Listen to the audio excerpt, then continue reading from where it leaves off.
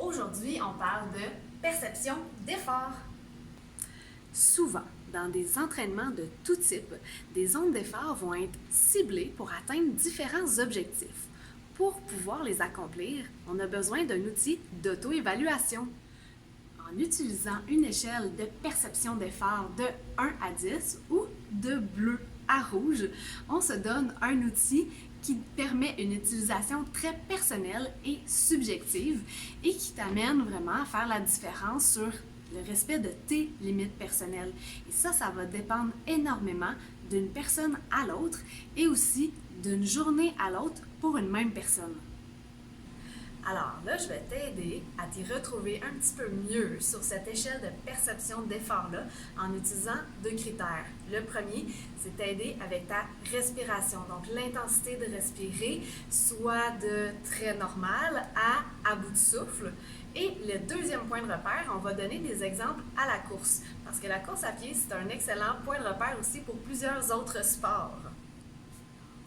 Le niveau 1 de l'échelle de 1 à 10, donc c'est la posture debout avec une respiration très normale.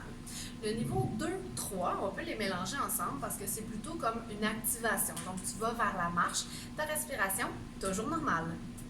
Le niveau 4 et 5, alors ça c'est un niveau un petit peu plus d'échauffement. C'est l'équivalent de monter à la marche un plan incliné. C'est l'équivalent aussi d'un footing, qui est un jogging très léger. Donc toi, tu vas te sentir soit dans ta période d'échauffement ou dans ta période de retour au calme. C'est-à-dire que tu n'es pas particulièrement essoufflé, mais ton rythme respiratoire est un petit peu plus rapide. Alors tes joues commencent à être chaudes, tu sens qu'il y a de la circulation dans ton corps. Au niveau 6 maintenant, là c'est un jogging léger. Alors tu es en contrôle de toi-même. Si tu as une partenaire de course, un ou une partenaire de course, tu es capable d'avoir une conversation. Donc ta respiration, elle est accélérée, mais tu n'es pas trop essoufflé. Tu peux parler puis compter ta fin de semaine, il n'y a pas de problème. Ce niveau-là, moi je l'appelle la vitesse du bonheur. Alors on est bien dans cette zone-là, on fait un petit peu d'effort, mais on est capable de le poursuivre pendant vraiment longtemps, tellement tu te sens confortable. Au niveau 7-8, là tu es dans une phase d'endurance aérobie. Alors ta respiration, elle est beaucoup plus laborieuse. Et si tu veux parler avec ton ou ta partenaire, ça commence à être plus exigeant. Tu peux faire des phrases plus courtes et 5 mots environ par phrase. Sinon, tu es beaucoup trop essoufflé pour entretenir la conversation.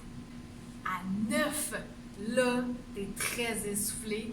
La conversation est plus possible. Tu peux répondre avec un ou deux mots maximum, tellement tu es essoufflé. Et là, souvent, on est dans des intervalles rapides et très courts. Alors, l'intensité a augmenté là, d'un bon niveau, rendu à 9.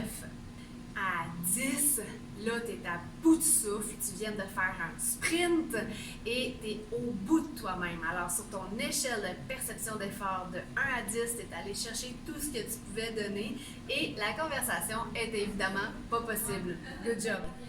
Apprendre à se connaître, ça fait partie des beautés de l'activité physique. Et ça passe par une auto-évaluation, une estimation personnelle de sa perception d'effort.